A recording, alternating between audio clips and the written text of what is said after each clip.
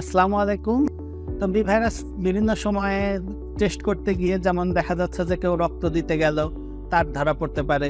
আবার দেখা যাচ্ছে যে কোনো ভদ্রমহিলা প্রেগন্যান্ট হলেন, প্রেগন্যান্সি রুটিন চেকআপে বি ভাইরাস চেক করতে গিয়ে ধরা পড়ল। আবার দেখা যাচ্ছে কেউ বিদেশে যেতে যাচ্ছে, তখন দেখা যাচ্ছে তার বি ভাইরাস পজিটিভের জন্য আনফিট দেখা দিল। এই সমস্ত কারণে বেশিরভাগ ক্ষেত্রে আমাদের কাছে এরকম B virus positive is that এইচবিএসএজি পজিটিভ রিপোর্ট নিয়ে রোগীরা আসেন। তো বি ভাইরাস আসলে খুবই ভয়ঙ্কর ভাইরাস। এই ভাইরাস থেকে ক্রনিক হেপাটাইটিস, লিভার সিরোসিস এবং লিভার ক্যান্সার এই সমস্ত সমস্যাগুলো হতে পারে। এজন্য আমাদেরকে বি ভাইরাসের ব্যাপারে ঠিকমতো জানতে হবে এবং সঠিকভাবে বি ভাইরাস পজিটিভ হলে সঠিক পদক্ষেপ নিতে হবে। তো বি ভাইরাসের রোগী কীভাবে আমাদের কাছে আসতে পারে? বি ভাইরাসের রোগী আমাদের কাছে আসতে পারে জন্ডিস নিয়ে।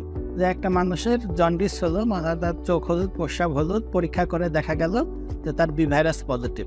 তো এটা অ্যাকিউট হেপাটাইটিস বিও হতে পারে, ক্রনিক হেপাটাইটিসও হতে পারে, আবার ডিকম্পেনসেটেড সিরোসিসও হতে পারে। তো এটা তখন আলাদা করতে হয় যে কী কারণে হলো। আবার দেখা গেল যে বি ভাইরাস পজিটিভ এসেছে কিন্তু কোনো তার উপসর্গ নেই, কোনো উপসর্গ ছাড়াও বি ভাইরাস পজিটিভ হতে পারে। তো প্রথমে আমাদেরকে জানতে হবে বি ভাইরাস কীভাবে ছড়ায়। এটা আগে আমরা যেমন খাদ্য এবং পানিবাহিত দুইটি ভাইরাসের কথা বলেছিলাম, এ এবং ই, কিন্তু বি ভাইরাস এবং সি ভাইরাস এরা আবার রক্তের মাধ্যমে ছড়ায় মেইনলি। তো কিভাবে ছড়ায়? এটা হচ্ছে রক্ত দেওয়া নেওয়ার মাধ্যমে ছড়াতে পারে, মা থেকে বাচ্চার মধ্যে ছড়াতে পারে, অর্থাৎ পেরিনেটাল ট্রান্সমিশন যেটা আর কি আমরা বলি।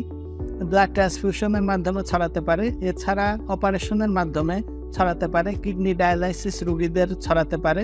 এরপরে হচ্ছে দাঁত ওঠানো, ডেন্টিস্টের চেম্বার থেকেও কিন্তু বি ভাইরাস ছড়াতে পারে। এরপরে হচ্ছে আপনার ডায়ালাইসিস করতে গেল কোনো রোগী, তার ছড়াতে পারে। এবং আরেকটি ইম্পর্টেন্ট হচ্ছে সেক্সুয়াল রুটে ছড়াতে পারে, অর্থাৎ বি ভাইরাসের রোগীর সাথে শারীরিক মেলামেশার মাধ্যমে এই ভাইরাসটি আপনার শরীরে চলে আসতে পারে।